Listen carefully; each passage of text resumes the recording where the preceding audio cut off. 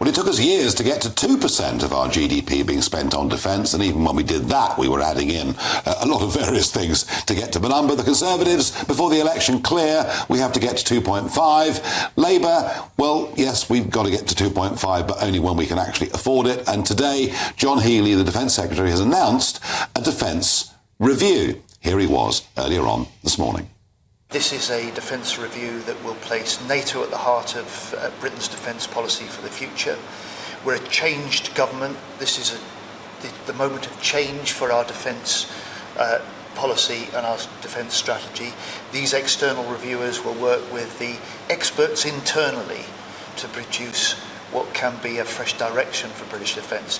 You cannot give reviewers the freedom to challenge thinking, come up with recommendations and say in advance, we know what you're going to say, we endorse what you're going to say, but we will take very seriously the recommendations they make. Now, the Defence Review, who's going to be on it? Well, it'll be Lord Robertson, who, of course, was the NATO boss for some years, and former Labour Cabinet Minister. He'll head it up. Interestingly, Fiona Hill, who worked as a policy advisor to Donald Trump, will be part of it as well. But whenever I hear the word review, I think, oh, goodness gracious me, they've kicked it into the long grass. And there can be no doubt, certainly in terms of personnel, that when it comes to 14 years of Conservative government, well, just look at it. The Marines and the Navy down by 16% in terms of manpower.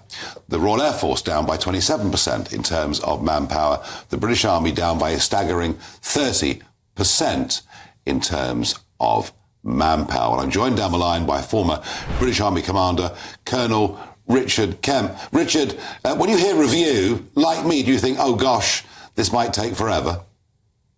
I do, and the other thing I always think is it's going to lead to defence cuts. I can't think of any review that's occurred in my lifetime, certainly, that hasn't led to the cuts of the Defence Force, or of the Armed Forces, rather. I was involved in a previous Labour defence review after Tony Blair took office, and the dominating aspect of that was not to look into what we really needed to defend ourselves. The Treasury dominated that review. There's no question about it. It was all about money, and I suspect this will be pretty much exactly the same. I also wonder, Richard, strategically, I mean, the fact that Fiona Hill's on this, a former Trump advisor, I think is a good thing, because I believe that NATO is the right thing to put our faith in. And yet, you know, again and again and again, we hear senior Labour figures saying that in terms of defence, we must get closer to Europe. And of course, you know, the European Defence Union, I mean, the boss of the European Commission, von der Leyen, making it very clear that the European Defence Union will mean, you know, one central form of ordering equipment, one central form of control, no national sovereignty. Do you have any indications of what Labour are saying when they come out with these comments, we must get closer to Europe on defence? Yeah, I mean, absolutely. Both the new Minister of Defence and the Foreign Minister, David Lammy, both of them declared before the election that they wanted to enter into a defence pact with the EU, and that's exactly what I think they will try and do. It doesn't make any sense, actually, but what it does make sense for is in terms of getting closer and closer to Europe in the broader sense, you know, with a view to not necessarily going back into the EU, but certainly being able to position Britain much more closely in alignment with the EU. And what it does, of course, it brings in EU rules. It brings more and more EU rules into our defence decision-making, which we won't be, if we're going to be a part of this pact, we won't be able to contest them. We will simply have to take those rules. And of course, the greatest danger of joining an EU defence pact and potentially an EU armed forces is that it undermines NATO. You're right when you said earlier on that NATO is one of the most important organisations we're a part of, and it hasn't kept the peace in Europe, but it's certainly tried to. And the EU an EU defence force would undermine that by competing with NATO and taking resources from NATO. This is my worry. Colonel Richard Kemp, thank you for joining us this evening. Sir Nick Harvey, former Armed Forces Minister. I mean, Richard Kemp may sound a bit cynical in saying that every review means cuts, but we simply can't afford defence cuts right now, can we? No, we most certainly can't. And actually, as Mark Sedwill said on the radio this morning, 2.5% may sound like a huge advance on 2%, but it'll barely do more than plug the odd gap here and there. The idea that it's going to enable us to rise to the challenge of a new, more insecure world is really not true. I mean, it depends how much the economy grows, but 2.5% of a slow-growing economy isn't really going to do anything much. I mean, it's right to have a strategic look at it, and actually it's right to take a bit of time. I was involved in the 2010 review, which we hurried through in a matter of a few months, fearing that George Osborne would stiff us with an envelope, which we would then have to build a defence policy to fit. And we thought if we got out first, we'd push the size of the envelope up. Well, in and of itself, actually, that worked a little bit, and we did. So I think taking a bit of time is absolutely right. I don't accept the point that you're putting, or that Richard Kemp is putting, that cooperation with our European neighbours is an either-or with reconfirming our commitment to NATO. The two absolutely have to go hand in hand. And if we are going to negotiate some sort of a defence arrangement with Europe, we can't just assume it'll force us to do this, it'll force us to do that. It will come about as a result of a negotiation. Well, a couple of points here, Nick. I mean, firstly, you know, two command structures, two command centres within Brussels, and I take the view that no man can serve two masters. Secondly, von der Leyen has laid out already that you know, procurement, for example, will be determined centrally. We can't sign up to that, can we? I don't know that we're being asked to sign up to that. That's what the European Defence Union may be going to look like, but a British bolt-on to it doesn't necessarily have to involve all of that. We've had two command structures for years. We've had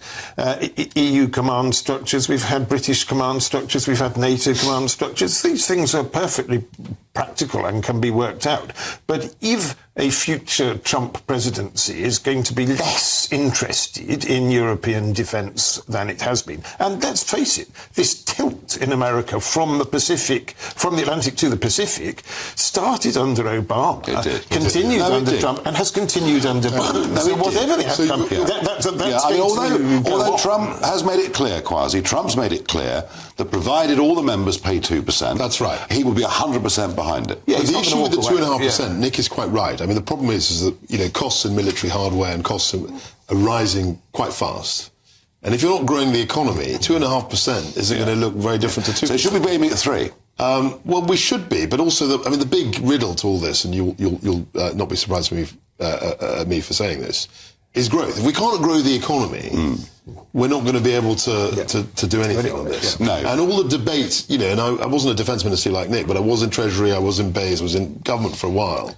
And it's all about the budget and how you is Treasury the enemy of good defence? Well, Treasury is the sort of the octopus brain right at the centre of it. Well, it's some sort of brain at the centre. At the centre of government. And so you would have had battles with the Treasury. And when I was Secretary of State for Bays, I had battles with the Treasury. When I was in the Treasury, well, I only lasted 38 days. But I totally understood the culture. And of course, and I just think that the real riddle to solve is the growth riddle. If we grow the economy at 2%, this becomes a lot more attractive. Yes. No, if we can't do that, and this is where the Osborne thing was, you had to find savings. I mean, what are you going to do? But kind of the world is in a much more dangerous place than it was when he said. I mean, key question here, Matthew. I mean, John Healey strikes me as being one of the more competent front bench members of the Labour team. I even had a former Conservative cabinet minister saying he'd be a damn sight better than Grant Shapps was. Are Labour going to take defence really seriously? Because there's always been that pacifist wing within Labour. You know, Lammy himself was all for unilateral nuclear disarmament. Are they going to take it seriously? Yeah, because Keir Starmer didn't vote for things like nuclear disarmament. No, that's true, but Lammy did. I agree. I think the point to be made, though, is we need to... I think building a roadmap to how we get to this 2.5% is the right thing to do. Kwasi may remember from some of the 14 years that if you overpromise and underdeliver, that can be worse. I'd rather us say we will get there when we get there, rather than aim a target that you're just... And I think the other thing is, it's good that you have pointed out, which I was going to try and do, about the army being caught, and we're at the army has less people in it than at the start of the Napoleonic War. That isn't the right and direction we're going. And for some reason we've outsourced army recruitment to Capita. That's proved to be a complete disaster. Things aren't working. We're going to end the debate there.